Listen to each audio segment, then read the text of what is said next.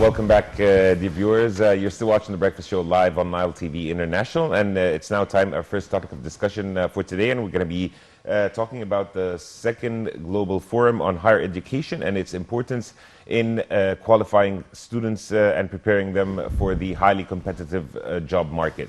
And to shed more light on this topic, we're most delighted to be joined by Dr. Shahira Gayyar, consultant in management and human capacity development. A very good morning, Doctor, and thank you so much for joining us. Good morning to you. Thank you.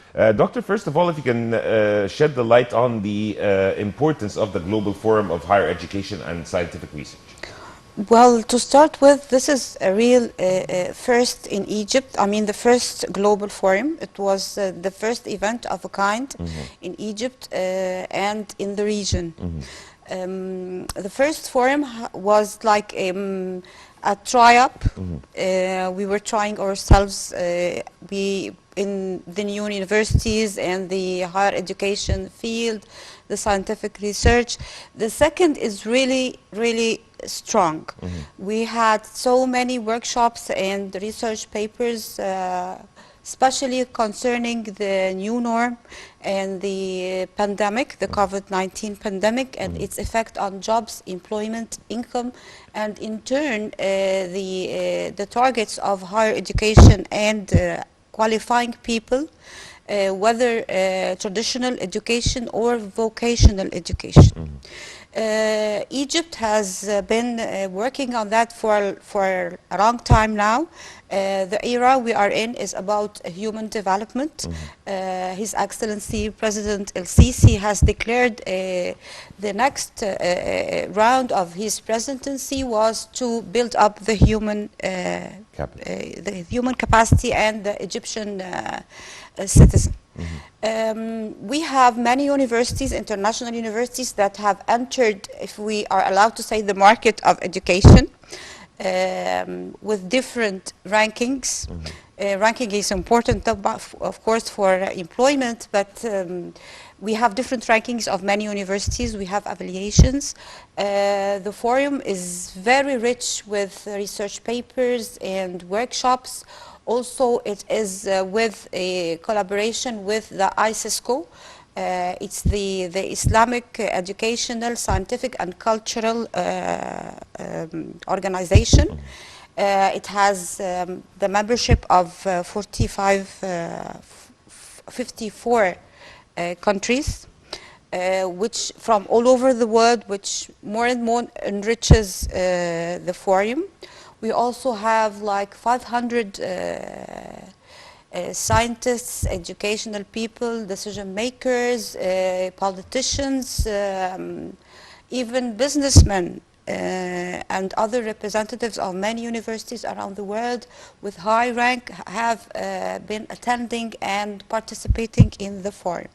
So I would believe it is a success. It ends today. But 2 days of the forum have shown what a success it is really for Egypt and the region. Yes.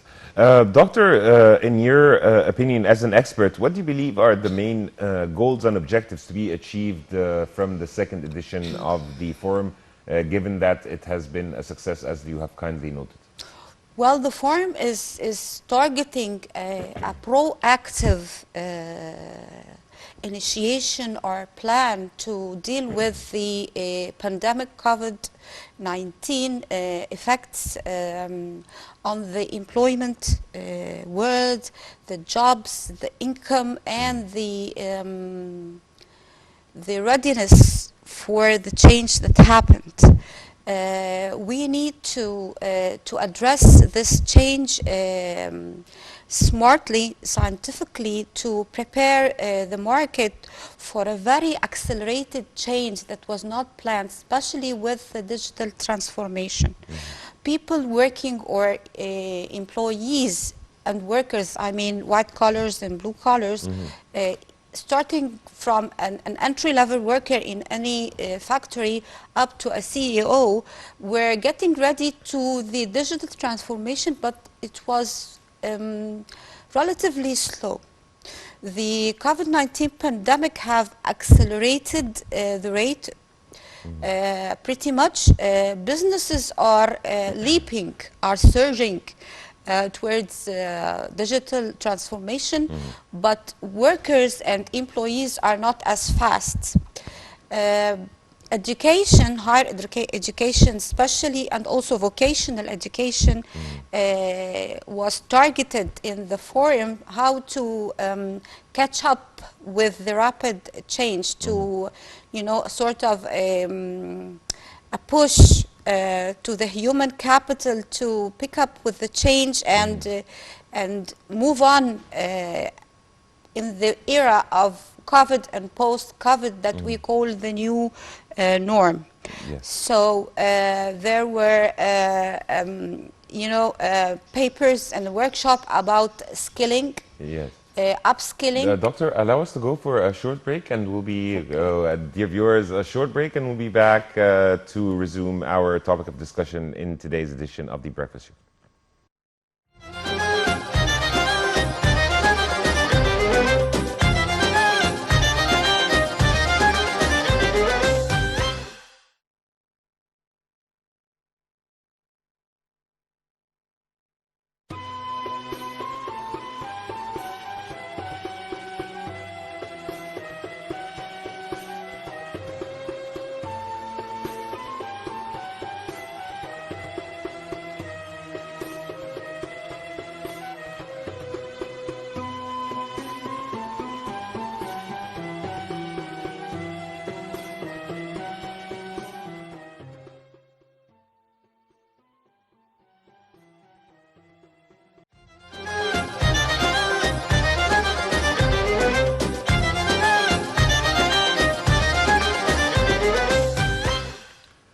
Welcome back, dear viewers. Still continuing our discussion with our guest here in the studio, shedding the light on the Global Forum for Higher Education and the post-COVID-19 pandemic learning tools, and how can we equip our students with the latest in regards, of course, also to the digital transformation.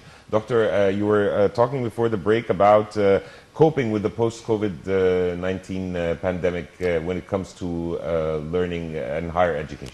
Yes, and a lot of coping we need.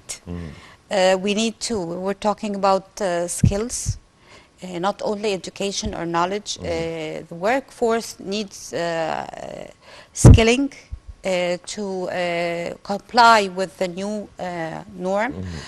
We need upskilling, reskilling. We need to merge or integrate different generations, baby boomers with Generation X, with the millennial generation. These sets of or different categories of generations in the workforce, they really need to find a common language to work together.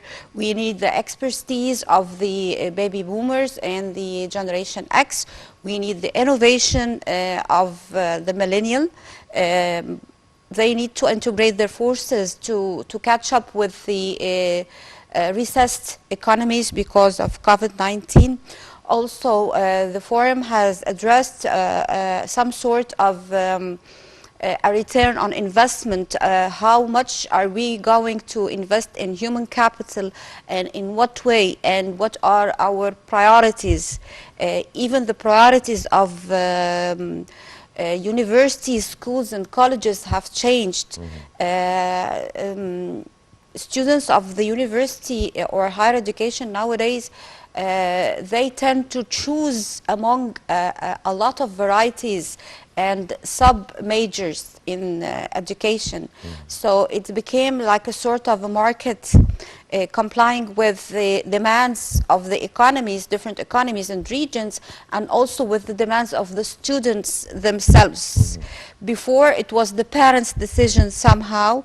There were like a set menu of faculties and majors that they choose from. Now it's a lot different. Students kind of tailor their own programs, and the universities has to comply if they need to stay in business and produce the target graduate students to address the employment rate. Also, ranking in universities is very important because ranking has a great or a positive correlation with employment. The higher the rank of the university and the school itself or the faculty the student is a graduate from, the higher their chance is to get employed. Yes. So it's a tough metrics to do. Yes, indeed. Doctor, about the representation of foreign universities operating in Egypt, and how can they contribute to elevating the level of higher education graduate, undergraduate studies? Well, in a way, we see the thing from a business management point of view. Still, universities, foreign universities, most of them are profit entities. They need to have a quality product, and that's the graduate. Also, they need to get their market share, to make profits, to have a sort of a sales volume to their programs. Yeah. So they need to think business which does not contradict with education, because the interest or the existence of different and several foreign and domestic universities in the market in Egypt would enrich the market and would revive the competition among them, thus having a better quality of education, having a better research and development in the programs, having a better graduate at the end. So I see that having so many universities in Egypt, foreign universities, is a good thing toward what we need to do in Improving human the quality, capital investment. Yes. Speaking about human capital, Doctor, to what extent do you believe that Egypt prioritizes the investment in the human power, which is indeed a challenge in the new norm, as you have kindly mentioned, or the post-pandemic era? Well, frankly, the Egyptian child up to the age of 6, 7 years old is considered one of the most intelligent children around the world, with IQ scores that are very high. The Egyptian person has a sort of a collective awareness that we wrap up all the previous culture and history. We have a sort of synthesized awareness in learning. So if planned well, the result will be above average and beyond. Lately, in the last 4 or 5 years, there has been a revolution in investing and developing the human capital in Egypt, whether for business and workforce purposes or improving the quality of life in general. Rates of education are increasing, quality of learning and acquiring skill is getting much better. We still need much to do, but we are on the right track. We are doing well with a relatively above average rate of development and improvement. Comes COVID-19, we had to slow down for like a few months just to adjust like everybody else in the world. But it did not really stop. We have just slowed down for a bit, and then we picked up again. It's really accelerating.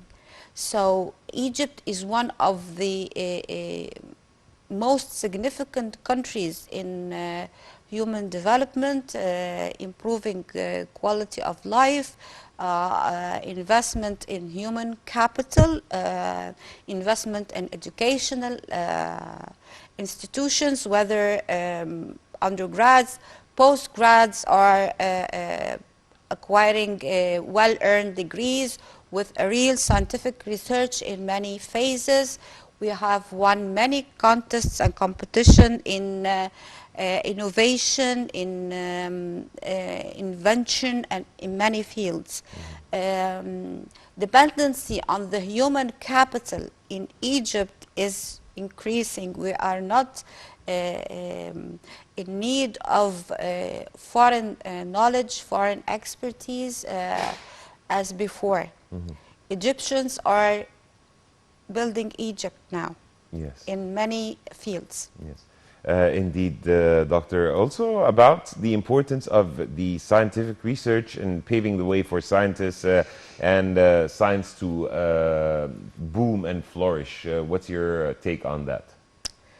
Well, I'm really optimistic about it. We are discussing now in the parliament that we are going to increase the budget of scientific research with 1%, up to 1% of the national income. Well, that's maybe not enough, but it's a start.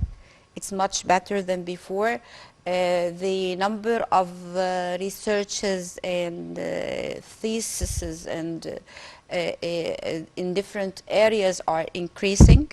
The ranking of Egyptian universities is getting higher. The quality of graduates is getting better. The culture itself of the top faculties that used to be in Egypt, like medicine and engineering only to be the top faculties, the students themselves started to think in a different way. They started to really target the education and not the certificate or the degree itself. So I see a revolutionary change in the culture of the educational field. And that's not investing money only. Investing knowledge, investing expertise, and the merge between different generations that we were talking about is getting better. As a university professor, I myself, I'm enjoying it.